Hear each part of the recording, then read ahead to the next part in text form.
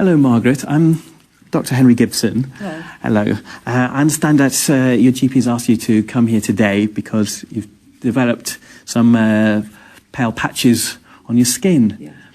Would you like to just tell me about what's been happening then? Well, I developed a rash all up my arms when I was in Australia, and I thought it was because of the sun. And I tried various ointments, and nothing made it any better. Right, when was this? I think it was about 13, 14 years ago. So quite some time Yeah. ago. Right. Do you recall getting a rash anywhere else on your face at all? No, I don't actually. But then again, you know, with the sun there, possibly it was there anyway. Right. And because I have got the same on my face as on my arms. Right. Why is that? Because of the makeup. Because of makeup. All right. Okay. So when did the pale areas develop? I can't remember. Presumably, I think, as the rash faded. The rash stayed a long time. Nothing affected the rash. Have you noticed that this is getting any worse, or is it? No, on the whole, it stays the same. But I think when the patches come, it spreads to there. Right. I'm not sure. Right. Okay. Now, have you had any problems with the hands at all? Do you notice that your fingers change colour? No, my fingers don't change colour. Right. Any pain in your joints? Yes, my joints do hurt. They do hurt. Right. Okay. Not a lot. Right. And any other joints at all? Well, all of them a bit. You know, like my knees, my feet, but not a lot. Right. Okay. And have you noticed any pain in your muscles? No. No. Have you had any breathing problems? No.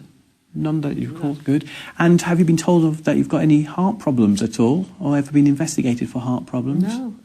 No, very good. Okay. Fine. Would it be all right if I had a look at your skin as we talk? Yes. Right, okay. Now, have you been on any particular medications at all? Or do you recall having started any medications in the past when this started? Do you mean for it? Or No, for something else? before something else. No, I don't remember. Right, okay. If we look at the fingers, that we see there's a little bit of wasting of the muscles of the hand. We can quite clearly see some areas of hypopigmentation on the hands there. And just moving up the arms, we can see these large patches of hypopigmentation. And along the edges, this crusting, dried areas. And if we have a look at your face, or we can see on the neck quite clearly, again, large areas of hypopigmentation, particularly in the sun-exposed areas. Okay, thank you very much. Have you noticed any hair loss at all, or any patches of hair coming up? No? Okay. Would it be all right if I just had a look in your mouth? Could you just open your mouth for me as well? That's fine. Okay, it's lovely. And may I have a look at your ankles as well, please? Would that be okay? Do you want me to take my boots off? If you would, please. What about my socks? No, that'll be fine. Okay, and the other ankle as well, please. This'll spin.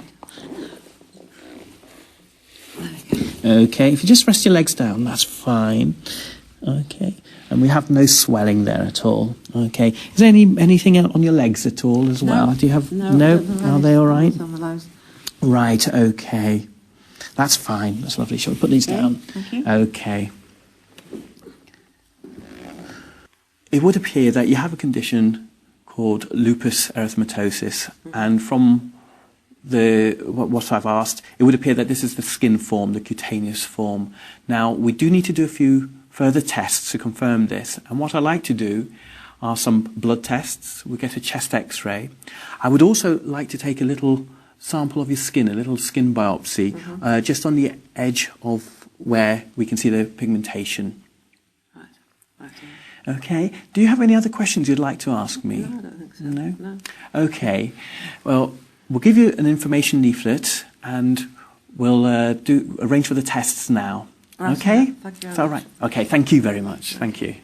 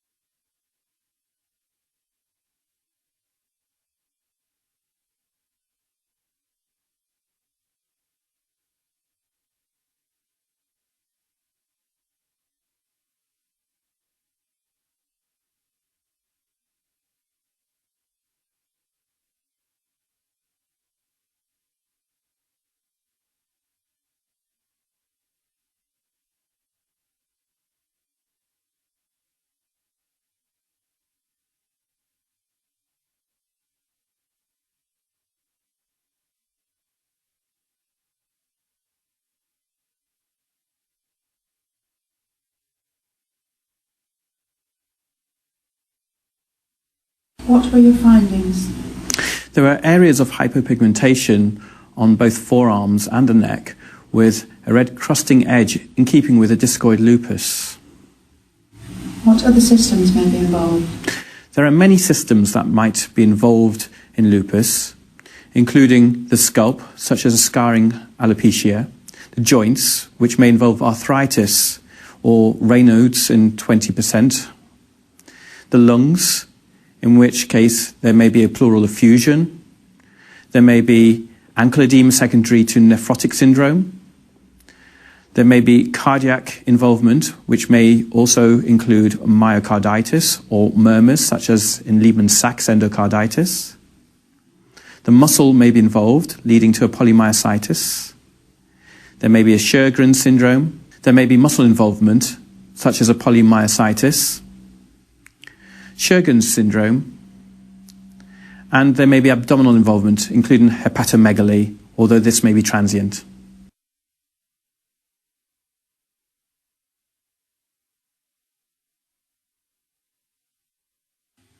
In this case, the initial history of a rash and the subsequent long history leading to hypopigmentation was suggestive of lupus.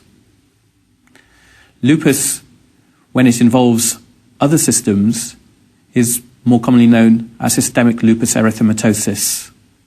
In this case, there were no other features of systemic involvement, suggestive that this was purely skin involvement. Don't forget that there are many manifestations of lupus.